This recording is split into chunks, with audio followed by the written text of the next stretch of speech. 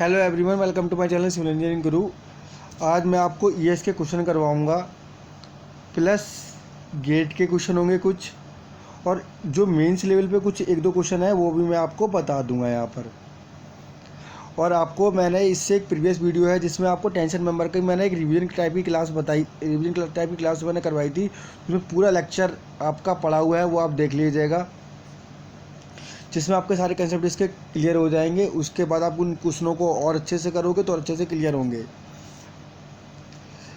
इसके बाद इसी तरीके से मैं कंपेशन मेंबर करवाऊंगा और फिर नेक्स्ट मैं आगे करवाऊंगा।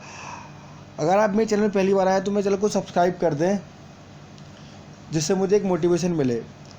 और एक बात बता देता हूँ मैं आपको, देखो आप जो स्टील है, स्टील में सिर्फ आप ईएस के क्वेश्चन लगा लेंगे, इतना सफिशिएंट रहेगा आपको एग्ज़ाम के लिए। तो चलिए पहला क्वेश्चन ही स्टार्ट करते हैं हम लोग। आपको पूछा है यहाँ पे net width of a plate. देखो अगर कोई भी मेरी प्लेट होती थी और उसमें अगर मेरा स्टैगर्ड बोल्ट कनेक्शन था, तो उसका हम लोग एरिया नेट कैसे निकालते थे, वो आपका निकालते थे, जो भी आपका एरिया था वो क्या था, B into T thickness minus N D, जो आपको ग्रॉस डाया उधर हुआ करता था, प्लस S1 का square over 4G1 plus S2 का स्क्वायर ओवर 4G2 और इनटू आपका T थिकनेस। ये हमारा फॉर्मूला हुआ करता था। बट अब आपको ध्यान रखना है, इसमें आपसे पूछा है net width of the plate.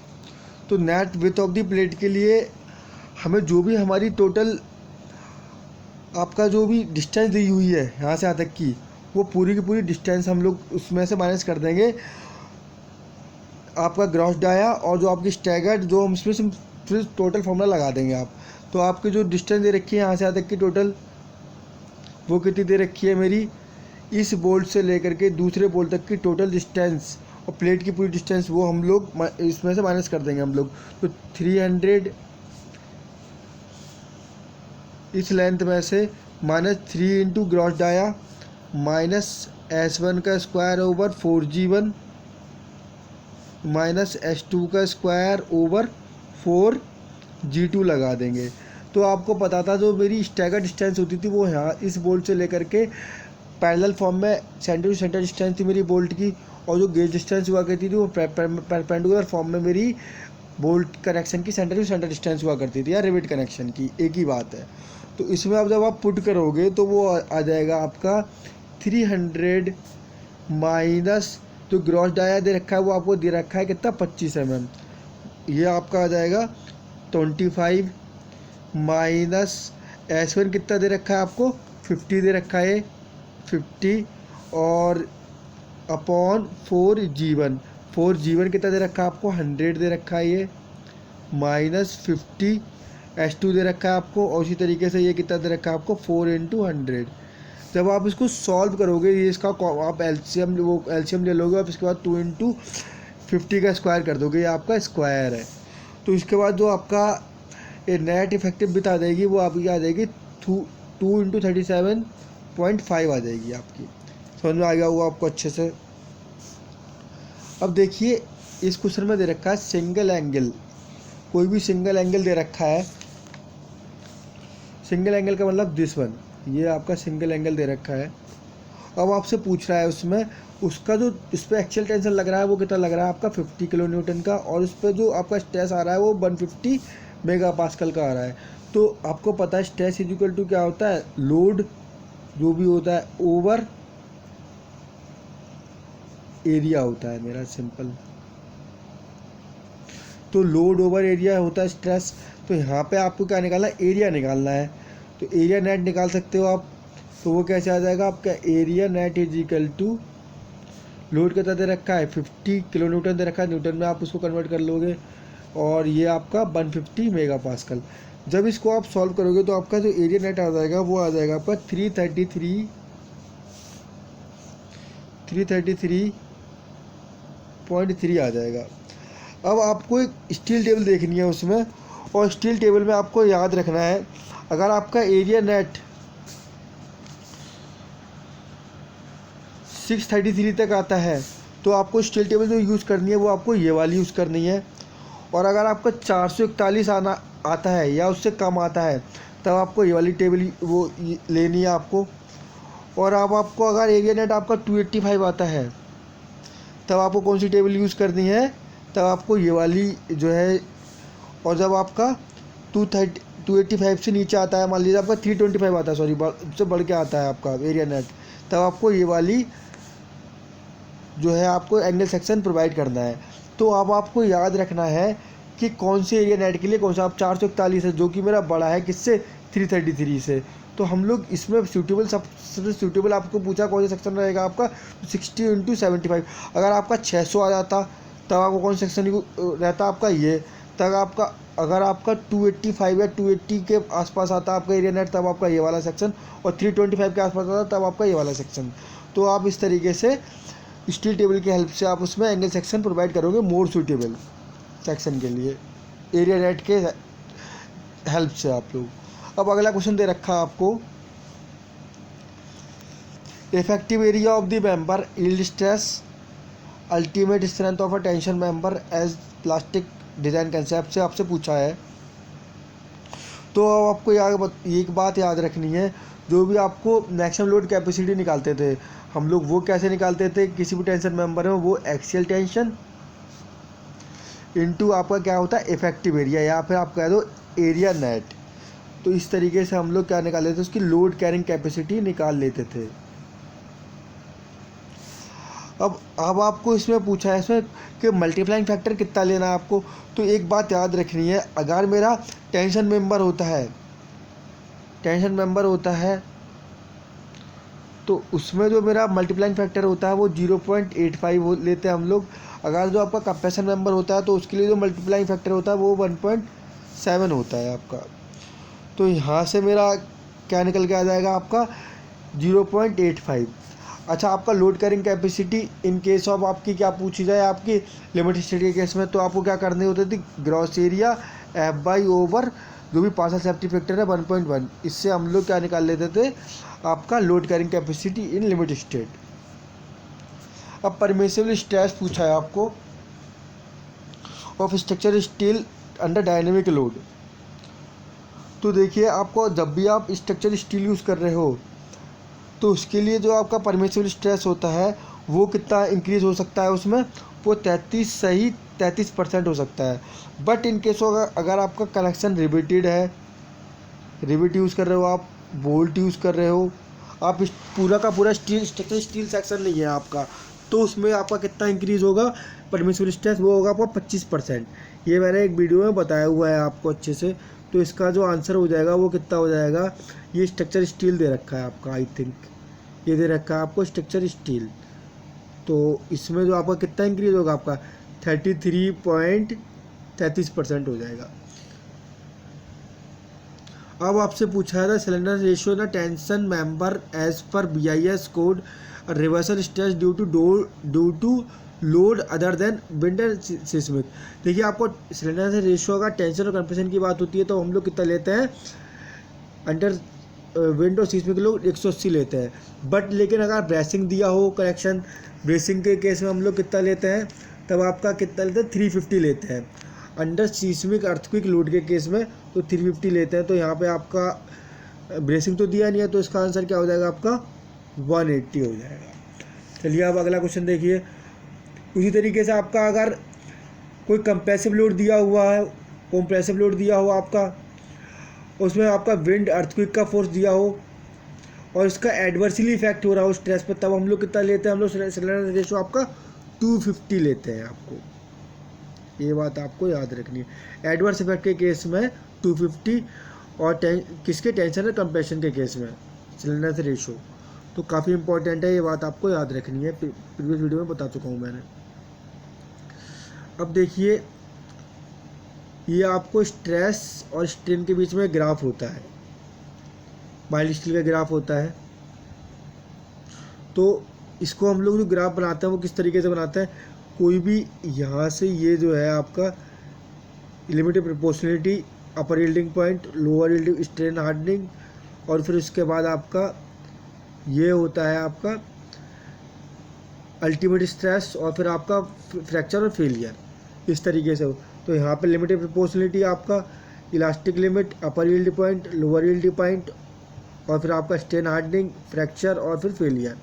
अब आपको ये सारी चीज़ें दी हुई है यहाँ पे, तो आपको यील्ड पॉइंट कौन सा हो जाएगा आपका, ये हो जाएगा, आप तो दिख रहा है। और फोर्थ क्या होगा, प्रोपोर्शनल लिमिट हो जाएगा आपका, और जो रप्चर हो जाएगा अल्टीमेट स्ट्रेंथ तो आपके सेकंड, और ये फर्स्ट। तो इसको जब आप सॉल्व करोगे तो आपका क्या आ जाएगा, ए आ जाएगा। अब 2.7 क्वेश्चन है, इसको देखिए आप। In working stress design method of internal stress at a section of member are computed at a fractured load. In the working stress design method it is ensure that internal stress due to working load are less than the allowable stress। देखिए, जब भी आप बात करेंगे किसकी, हम factor of safety की, तब हम लोग उसमें अलाउबल स्ट्रेस पर काम नहीं करते, हम लोग किस पर काम करते हैं, अल्टीमेट लोड पर काम करते हैं इन case of limit state. But लेकिन वर्किंग स्ट्रेस में हम लोग किस पर काम करते हैं, अलाउबल स्ट्रेस में। तो इसमें पूछा है working stress design method internal stresses जो कंप्यूट करेंगे फैक्टर लोड पे, तो नहीं, वर्किंग स्ट्रेस तो हम लोग परमिसिबल स्ट्रेस और अलाउबल स्ट्रेस पर काम करते हैं। वर्किंग स्ट्रेस इसमें दे रखा है yes less than allowable stress, तो आपका क्या हो जाएगा, A is false, R is true. अब इस तरीके से अगला क्वेश्चन देखिए आप। The working structure steel in a tension member. देखिए, आपको डिफरेंट बार तो दी नहीं है, और वर्किंग स्ट्रेस पूछ रहा है आपको स्ट्रक्चर स्टील के केस में।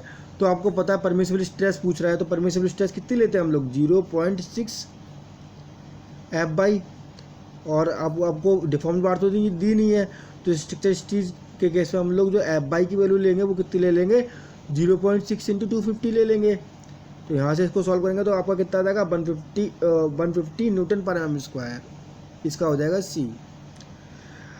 अब फैक्टर ऑफ सेफ्टी देखो, factor of safety, permissible stress, load factor, factor of load, सारा मैंने प्रीवियस वीडियो में पहले लेक्चर में मैंने बताया हुआ, तो वो आप देख लेना अच्छे से। अब फैक्टर ऑफ सेफ्टी पूछा है, तो आपको पता है यील्ड, ये क्या होता है आपका, yield stress to working stress होता है, इसका बी हो जाएगा। अब ultimate load theory of steel, stress strain curve कैसी बनेगी आपकी, आइडियलाइज्ड आपको पता ही है, जो मेरी इलास्टोप्लास्टिक फॉर्म होती है वो इस तरीके से बनती है, वही आपकी आइडियलाइज्ड स्ट्रेस स्ट्रेन कर्व होती है। तो स्ट्रेस स्ट्रेन के कर्व के बीच में, तो इसका क्या हो जाएगा आपका, इसको हम लोग कहते हैं बाई लीनियर कंडीशन।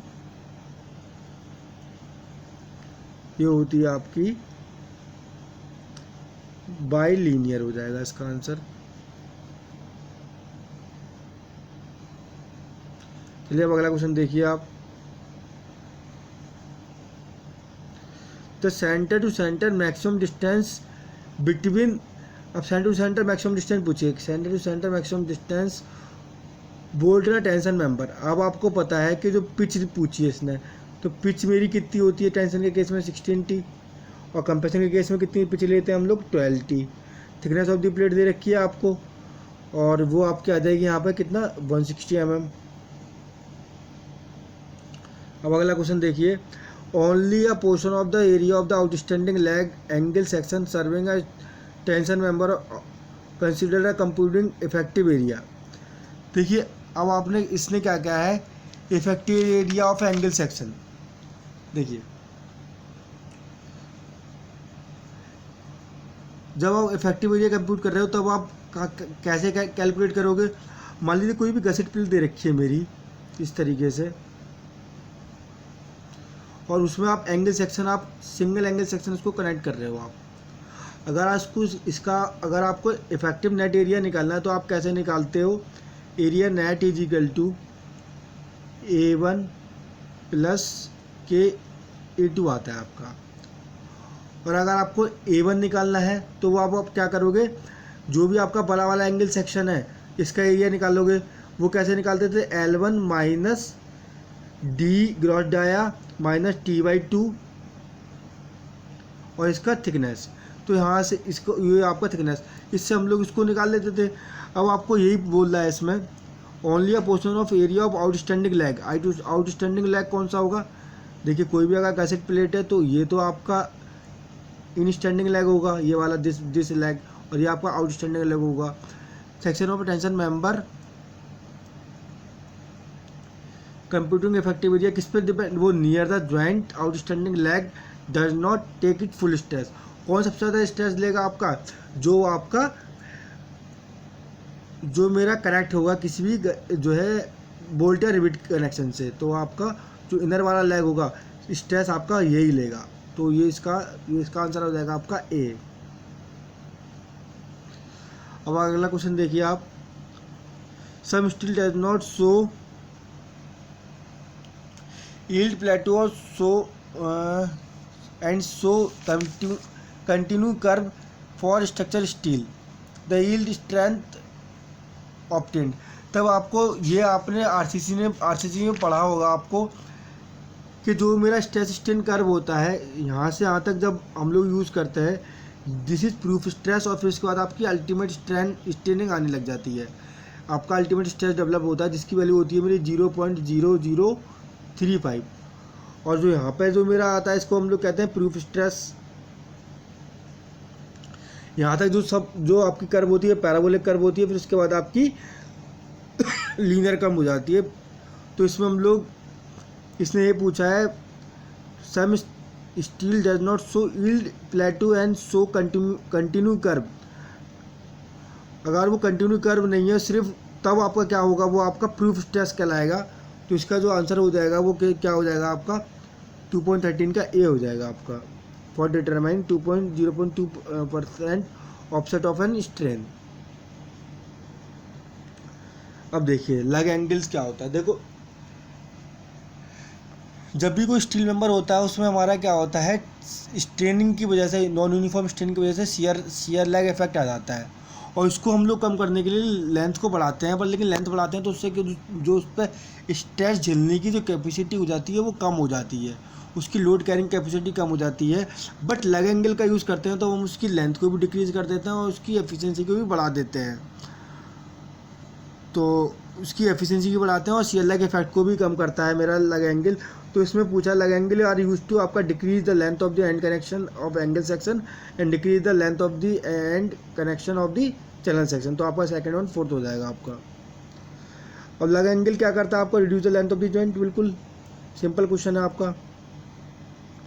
अब आपको पूछा है मैक्सिमम परमिटेबल लेंथ पूछी आपको।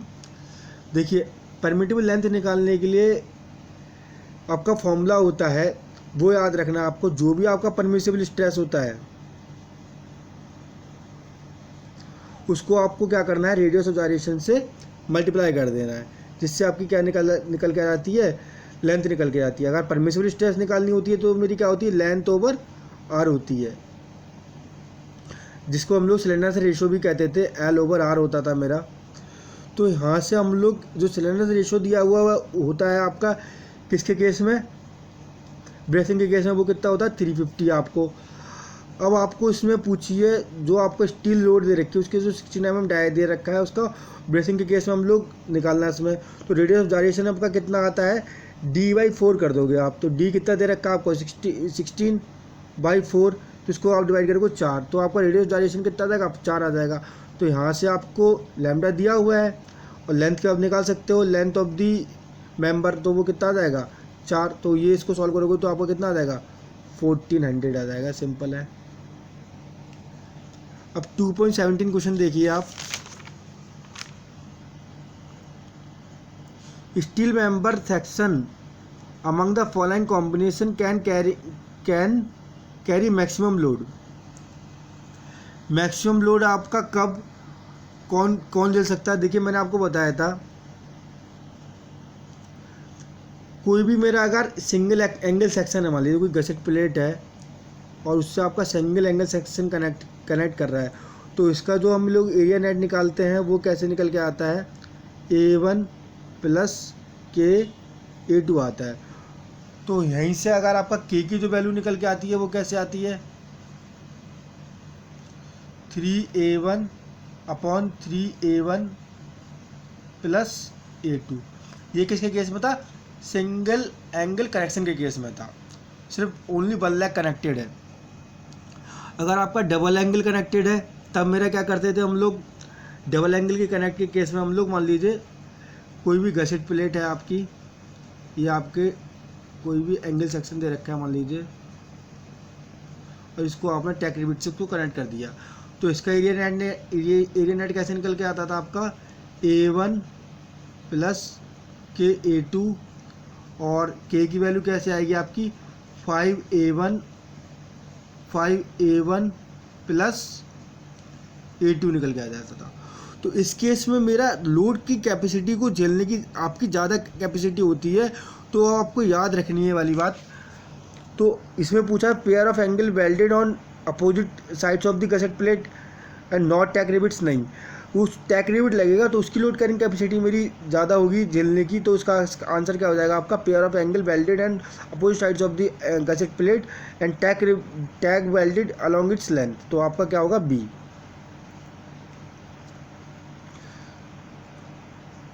अब 2.18 है, उसको देखिए आप।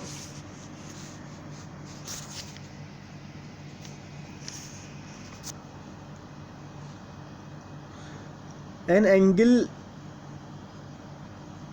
Equal angle of a area आपको दे रखा है यहाँ पर,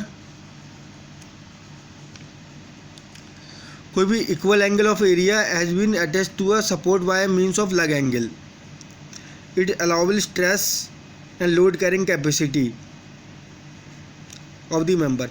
आपको allowable stress and load carrying capacity दे रखी है आपको, तो वो क्या होगा आपका स्ट्रेस इनटू एरिया निकल के आ जाएगा आपका, तो इसका क्या हो जाएगा बी, इसका हो जाएगा डी आंसर आपका। लोड कैरिंग कैपेसिटी कैसे निकालोगे, इसका हो जाएगा डी आपका। चलिए अब अगला क्वेश्चन देखते हैं हम लोग। In case of tension member consist of two angle back to back, अब वही है आपका सिंपल दे रखा है, कोई गसेट प्लेट दे रखी है, टू एंगल दे रखे हैं इस तरीके से, back to back connect same side, और ये क्या है आपकी सेम साइड है, मान लीजिए सेम साइड के केस में तब आपको जो उसका टैक रिबिट लगा रहे हो आप, टैक रिबिट से इसको कनेक्ट कर रहे हो, तब आपको पूछा है इसने जो आउटस्टैंडिंग लेग होगा, आपके दो लेग होंगे इसमें, A1 और ये आपका A2 यहाँ से। तो अब आपको इसके केस में मेरा जो अभी बताया था मैंने थोड़ी देर पहले, जो के निकल के आता है वो क्या निकल के आता है 5A1 upon 5A1 plus A2, तो इसका आंसर आ जाएगा आपका डी आ जाएगा। Slenderness ratio of tension member, slenderness ratio of tension member के केस में हम लोग 180 लेते हैं, ये तो बिल्कुल गलत हो गया इसका, ए ऑप्शन इज गलत। और ये जो असर्शन आपका बी क्या है, slenderness ratio of tension member stiffness criteria, slenderness ratio आपका क्या होता है लैम्डा इज इक्वल टू क्या होता है L/R, तो ये stiffness criteria associated with self weight, इस पे दोनों पे डिपेंड करता है। 2.30 का आंसर क्या हो जाएगा आपका A is false R is true हो जाएगा। अब इसके बाद अगला क्वेश्चन देखिए, pair of identical steel channel section tag welded and as a tension element, what is the net area cross section for a design purpose. मान लीजिए आपको स्टील चैनल सेक्शन दे रखे हैं एक जैसे, और उसको tag welded and tension member से उसको आपने इसको कनेक्ट कर दिया है, तो उसका जो इफेक्टिव एरिया डिज़ाइन पर्पस के केस में हम लोग कैसे निकालेंगे और क्या होगा। तो अब आपको पता है उसके केस में हम लोग बैब एंड फ्लैंजिस, जो भी आपका बैब होगा, हम लोग यही तो करते थे, ये आपका इस तरीके से कोई भी सेक्शन है तो हम लोग इसका एरिया निकालने के लिए बैब का एरिया निकालते थे प्लस फ्लैंज का एरिया निकालते थे। ये आपका, तो यहाँ पे ये आपका बैब, ये इधर आपका फ्लैंज, तो इसका एरिया निकालने के लिए क्या करते थे L1 minus T/2 into T हो जाता था मेरा, और ये माइनस डी हो जाता था ग्रॉस डाया। दोबारा लिख देता हूँ मैं यहाँ पे, A1 is equal to L1 minus cross dia minus T/2 into thickness. But ये तो किसके केस में था, ये आपका बड़ा वाला लेग है, और छोटे वाले लेग के केस में आप लोग क्या करते थे L2 minus T/2 thickness of the plate, और ये आपका थिकनेस। तो यहाँ से जब इसको सॉल्व करोगे तो अब आपका तो आपने वेब भी नेट एरिया आप वेब का भी निकाल लो और फ्लैंजेस का भी निकाल लो, तो इसका आंसर क्या हो जाएगा आपका? सी हो जाएगा डिज़ाइन पर्पस के केस में। But is the allowable stress direct stress structure steel. तो यार सिंपल क्वेश्चन है, सबसे सिंपल क्वेश्चन है अभी तक का ये। अलाउबल स्ट्रेस कितनी लेते हैं? 0.6 F by. Maximum shear stress कितना है? 0.45 एफ बाई, है ना। Maximum bending stress 0.66 F by, और आपका बियरिंग स्ट्रेस 0.75 एफ बाई। ये सारी चीज़ें बता चुका हूँ मैं, सिंपल है। How are the structural member composed of two angles back to back connect by, किससे कनेक्ट करोगे आप? Bye tacking rivets. 2.34 क्वेश्चन देखिए आप, 24।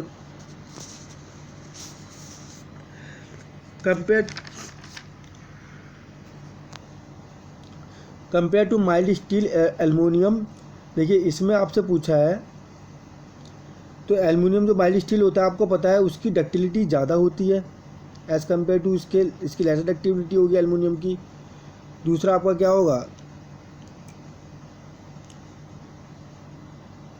क्या आप इसकी मॉडुलस ऑफ इलास्टिसिटी ज़्यादा होगी, जिसकी डक्टिलिटी कम है तो उसकी मॉडुलस ऑफ इलास्टिसिटी भी ज़्यादा होती है, आपकी लेसर टेंसाइल स्ट्रेंथ भी कम होगी इसकी।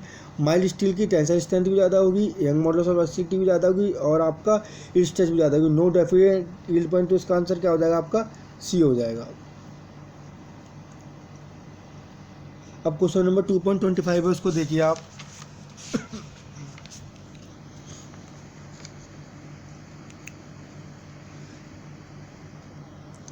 An equal angle of area has been welded on one side of gusset plate and carries tension दे रखा है। अब आपने क्या इसमें क्या दे रखा है आपको? इक्वल एरिया दे रखा है।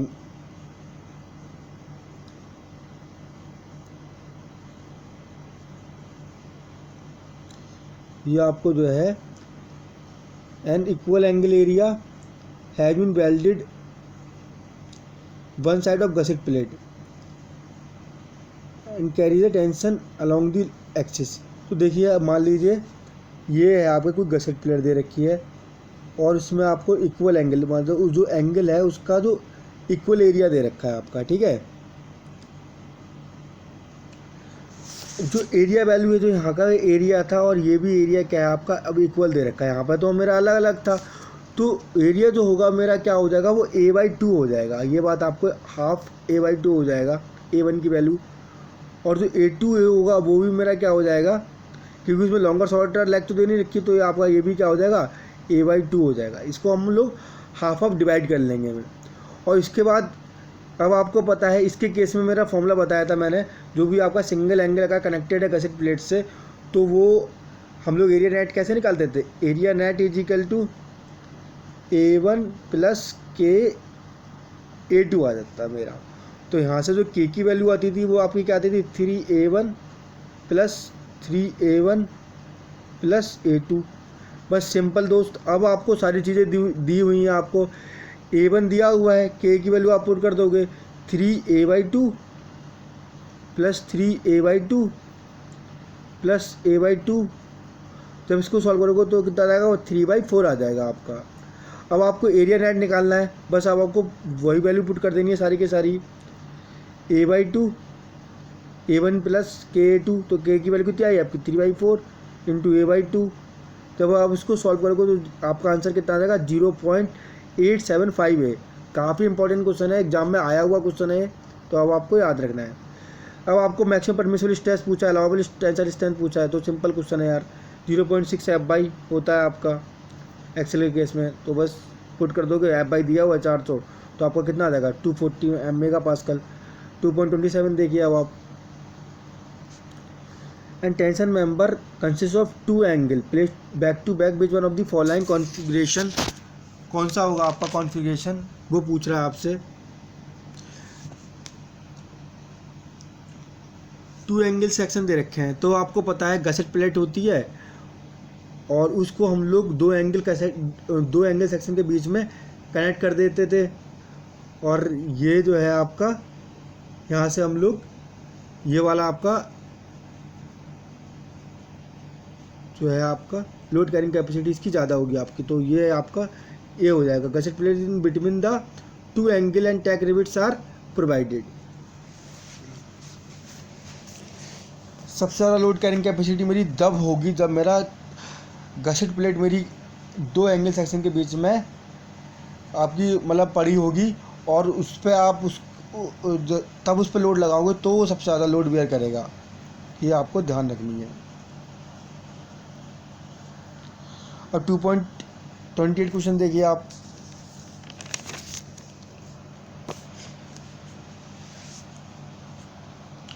स्टील प्लेट दे रखी है आपको, मान लीजिए स्टील प्लेट दे रखी है, वो कितनी वाइड है जी आपकी 300 mm वाइड है, ठीक है जी। और उसकी थिकनेस दे रखी है वो आपको कितनी दे रखी है 10 mm। और जो नॉमिनल डाया दे रखा है वो आपको 18 mm दे रखा है। आपको नेट सेक्शन एरिया निकालना है, तो यार सिंपल है, एरिया नेट निकालने के लिए वही आप B minus N into D into आपका क्या होता था टी होता था। तो आपका विड्थ कितना दे रखा है 300, और जो आपके कितने बोल्ट दे रखे हैं सिर्फ एक ही दे रखा है, तो -1।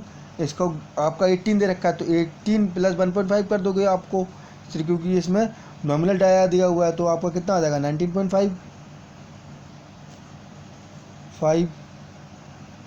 और इंटू 10 कर दोगे आप, इंटू 10 कर दोगे।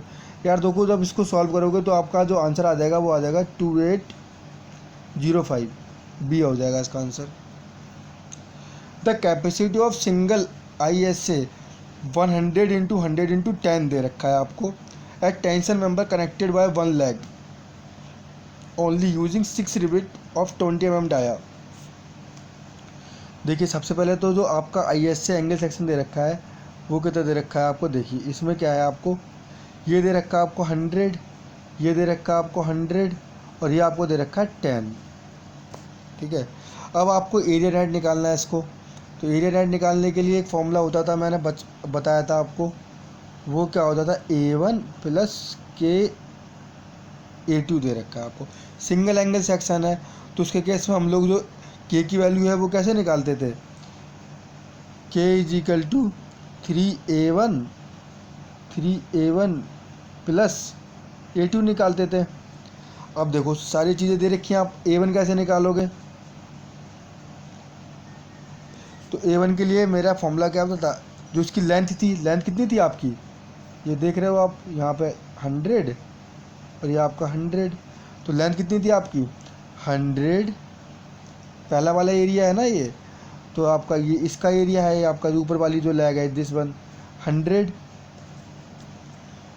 माइनस जो भी आपका थिकनेस था, या फिर उसका जो डाया था वो कितना था आपका 21.5, ठीक है, और माइनस T/2 वो आप कर लोगे, वो कितना दे रखा आपको -5, और इसको आप किससे मल्टीप्लाई कर दोगे, उसकी थिकनेस से मल्टीप्लाई कर दोगे। तो उसको आप जब सॉल्व करोगे जो एरिया बना जाएगा वो आपका आ जाएगा A1 दे रहा आ जाएगा आपका 735 आ जाएगा। आप इसी तरीके से आप A2 भी कर सकते हो। तो A2 कैसे करोगे आप,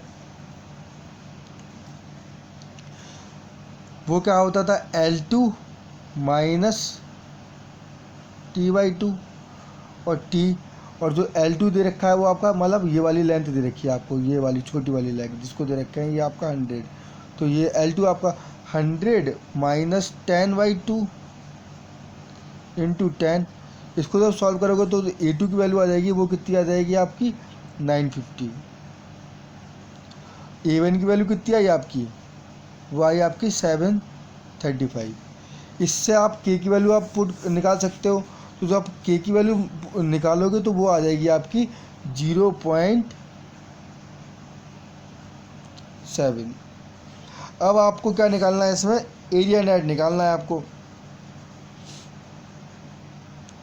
तब आप इसको एरिया नेट कैसे निकालोगे, वही B × D × T कर दोगे, B + D × T। तो आपका जो एरिया आया है, एरिया नेट निकाल लोगे आप A1 + K × A2। तो A1 आपकी कितना आया था वैल्यू, वो आया था मेरा 735 + के कितना आया था 0.7 और जो A2 कितना है आपका 950। और जब इसको आप सॉल्व करोगे तो वो आपका आ जाएगा 1400। ठीक है, अब आपको इसमें पूछा क्या था, आपको अलाउबल स्ट्रेस पूछा है, आपको अलाउबल स्ट्रेस दिया हुआ है, लोड कैरिंग कैपेसिटी पूछ रहा है इसकी। तो लोड कैरिंग कैपेसिटी निकालने के लिए मैंने बताया था आपको axial tension into area net लगा दोगे आप, और आपको अलाउबल स्ट्रेस दे रखी है आपको 150, और जो आपने एरिया नेट निकाला है वो कितना निकाला आपको इंटू 1400 आपने निकाल लिया 1400। तो आप इसको सॉल्व करोगे तो आपका आ जाएगा 210, इसका आ जाएगा 210 किलो न्यूटन। एक क्वेश्चन है इसका मेंस लेवल का, वो मैं आपको करा देता हूँ जिससे कि आपको बहुत अच्छे से क्लियर हो जाएगा ये। अब इसमें पूछा best suited rolled steel section, वो क्या होता है टी सेक्शन होता है, काफ़ी इंपॉर्टेंट है। इसी तरीके से maximum longitudinal pitch allowed voltage joint of the tension member कितना लेते हैं हम लोग, longitudinal pitch allowed voltage in tension member, तो आपका कितना था 16T हो जाएगा थिकनेस ऑफ द प्लेट। 2.36 का आंसर क्या हो जाएगा आपका सी हो जाएगा।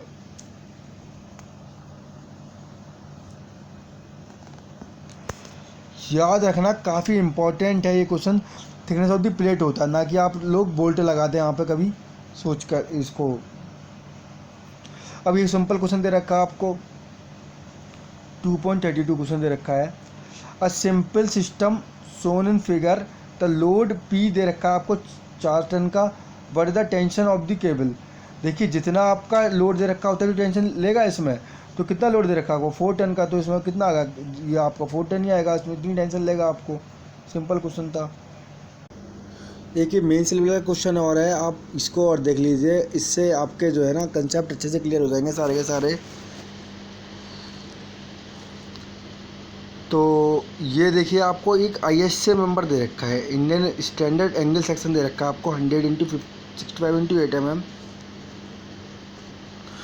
Calculate the tensile strength of a tension member, it is connected to longer and shorter leg of the. देखिए इसमें दो केस दे दिए उन्होंने, एक जो भी आपका एंगल सेक्शन कनेक्टेड है किसके लॉन्गर लेग से गसेट प्लेट के, और आपका शॉर्टर लेग से गसेट प्लेट से आपके कनेक्ट है, उसका जो डायमीटर यूज़ करा है वो उसने 20 mm का यूज़ करा है, और जो एक्सेल टेंशन दे रखी है 150। अब आपको सिंपल है, सारी चीज़ें दी हुई हैं। अब यहाँ से आप निकाल सकते हो, डायमीटर दिया हुआ है इसको, तो पहले तो आप इसको ग्रॉस डाया निकाल लोगे इसका, तो वो ग्रुप कितना है नॉमिनल डाया प्लस जो भी आपका एक्स्ट्रा लोगे आप, कितनी 25 mm से कम के लिए 1.5 लेते हैं, तो आपका 21.5 आ जाएगा आपका। अब जो लैग है आपकी 100 × 65 × 8 mm दे रखा है, तो 65 क्या है आपकी वो शॉर्टर साइड है लॉन्गर वाली साइड में, और ये 100 क्या है आपकी लॉन्गर साइड है, तो ये आपकी 100 क्या है लॉन्गर, और थिकनेस आपकी 8 mm दे रखी है। तो बस अब आपको नेट एरिया निकालना है, तो नेट एरिया निकालने के लिए मेरे पास क्या फॉर्मूला होता था, नेट एरिया निकालने के लिए आपके पास एक फॉर्मूला होता था A1 + KA2 आ जाता था मेरा, KA2, और आपको K निकालने के लिए क्या फॉर्मूला होता था 3A1 + 3A1 + A2।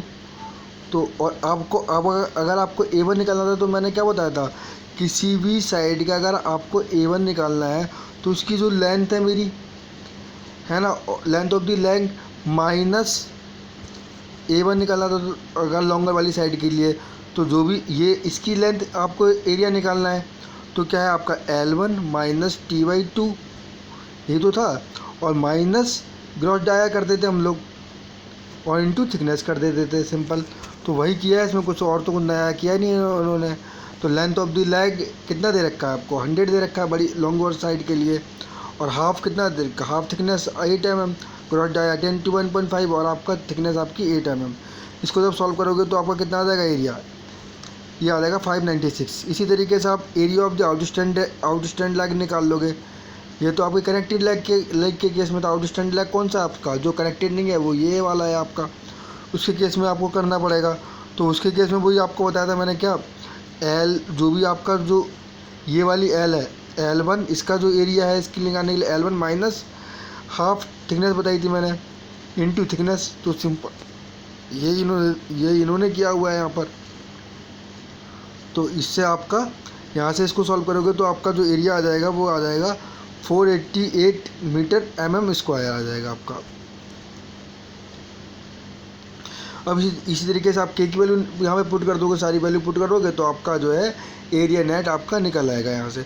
अगर आपको इसमें स्ट्रेंथ निकालनी हो तो आपको क्या निकालोगे, axial tension into area net, सारी वैल्यू पुट कर दोगे, आप इस तरीके से निकाल सकते हो। बट इसमें एक केस और दे दिया उन्होंने, shorted leg of the gusset plate. तो इस वाले केस में आपको क्या करना है, अब शॉर्टर लेग है वो आपकी गसेट प्लेट से कनेक्ट है, तो ये आपकी शॉर्टर लेग हो गई। उसकी जो आपकी विड्थ थी वो 65 है।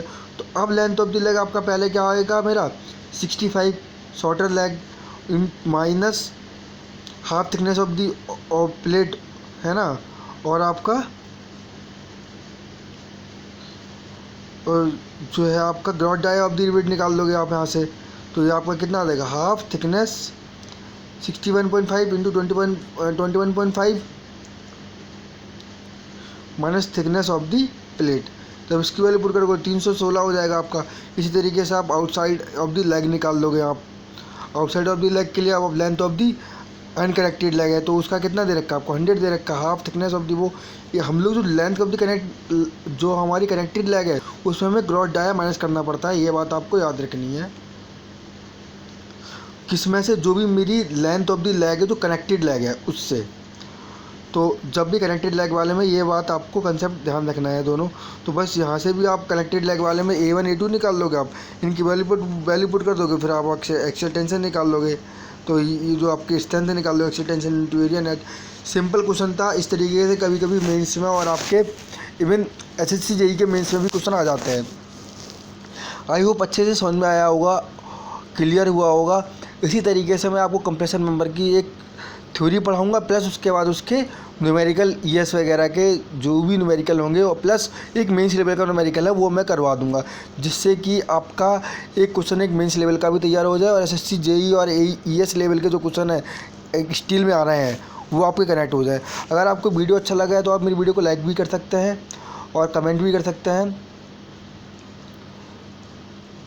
ओके।